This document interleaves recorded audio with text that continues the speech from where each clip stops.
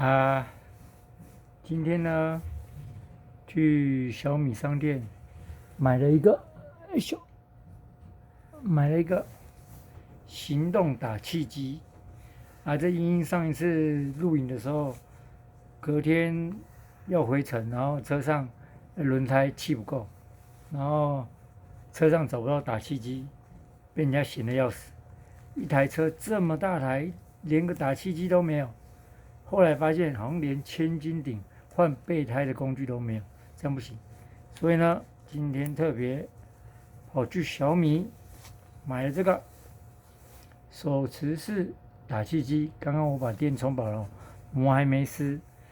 然后呢，怎么用呢？我看看，开关吗？没有。这个有，拔起来就开机了。然后可以预设要打多少磅。有40、43，或32，感觉蛮有质感的。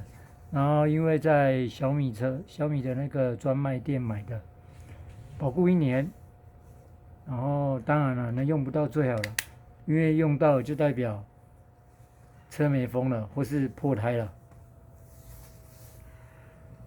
这是今天啊，今天原本也打算去哪里啊？去看看哪里？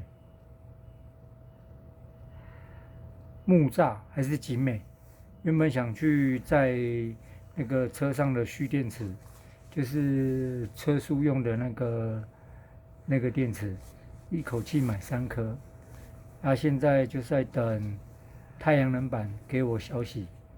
那这样子太阳板的瓦数如果有我要的，那就可以全上了。